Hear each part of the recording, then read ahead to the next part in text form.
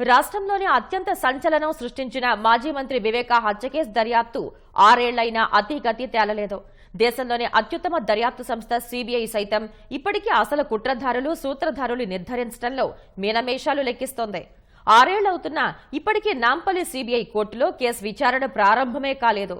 ఈ కేసులో నిందితులు ఇప్పటికే బెయిల్పై దర్జాగా బయట తిరుగుతూ ఉండగా, కీలక సాక్షులు మాత్రం ఒక్కొక్కరుగా అనుమానాస్పద స్థితిలో మృతి చెందుతున్నారు.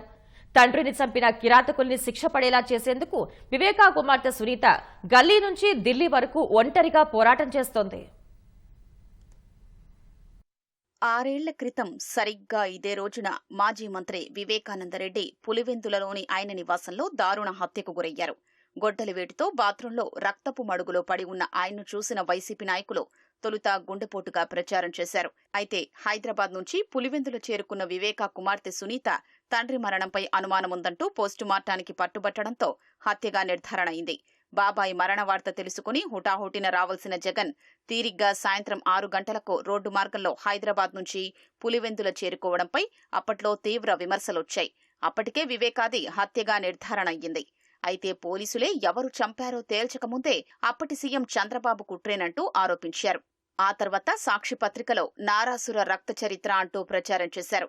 వివేకా హత్యపై సీబీఐ విచారణ కావాలంటూ తొలుత తెలంగాణ హైకోర్టులో పిటిషన్ వేసిన జగనే అధికారంలోకొచ్చిన తర్వాత ఉపసంహరించుకున్నారు.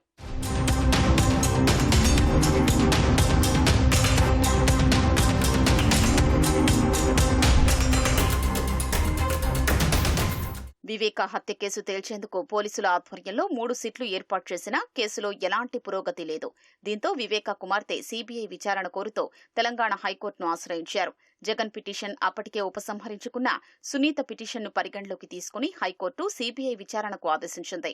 రంగంలోకి దిగిన కేంద్ర దర్యాప్తు సంస్థ వాచ్మెన్ రంగన్న వాంగ్మూలంతో ఎర్రగంగిరెడ్డి, సునీల్ యాదవ్, ఉమాశంకర్ రెడ్డి, దస్తగిరి హత్యలో పాల్గొన్నట్లు తేల్చింది. వీరందరినీ అరెస్టు చేయగా దస్తగిరి నేరాన్ని అంగీకరించి అప్రూవర్గా మారాడు. ఆయన ఇచ్చిన వాంగ్మూలం ఆధారంగా ఈ కేసులో అసలు కుట్రధారులైన దేవిరెడ్డి శివశంకర్రెడ్డి, గజ్జల ఉదయ్ కుమార్ రెడ్డితో పాటు వైఎస్ భాస్కర్ రెడ్డిని సీబీఐ అరెస్టు చేసింది. కడప ఎంపీ అవినాష్ రెడ్డిని సైతం ఈ కేసులో నిందితుడిగా చేర్చి అరెస్టు చేయడానికి ప్రయత్నించగా అప్పటి ప్రభుత్వం నుంచి అనేక అడ్డంకులు ఎదురయ్యాయి. ప్రస్తుతానికి ఎర్రగంగిరెడ్డి మినహా మిగిలిన నిందితులంతా బెయిల్పై బయటకొచ్చారు. తండ్రి హత్యపై న్యాయ పోరాటం చేస్తున్న సునీత పైన, సీబీఐ ఎస్పీ రామ్సింగ్ పైన వైసీపీ ప్రభుత్వంలో కేసులు పెట్టడం విశేషం. అవి తప్పుడు కేసులంటూ పులివెందుల పోలీసులు ఈ నెల 13న జమ్మలమడుగు కోర్టులో ఫైనల్ ఛార్జిషీట్ దాఖలు చేశారు. 6 ఏళ్లుగా కేసు నత్తనడకన సాగుతుండటంతో 6 కీలక సాక్షులు అనుమానాస్పద రీతిలో మృతి చెందారు. నిందితుల్ని కళ్లారా చూసిన ప్రత్యక్ష సాక్షి రంగన్న మృతి సైతం అనుమానాస్పదంగా ఉండడంతో పోలీసులు కేసు నమోదు చేశారు.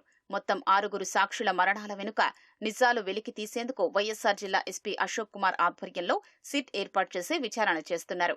మరోవైపు కేసు విచారణ సీబీఐ కోర్టులో త్వరగా ప్రారంభించే విధంగా ఆదేశాలు ఇవ్వాలని సునీత తెలంగాణ హైకోర్టును ఇటీవలే ఆశ్రయించారు.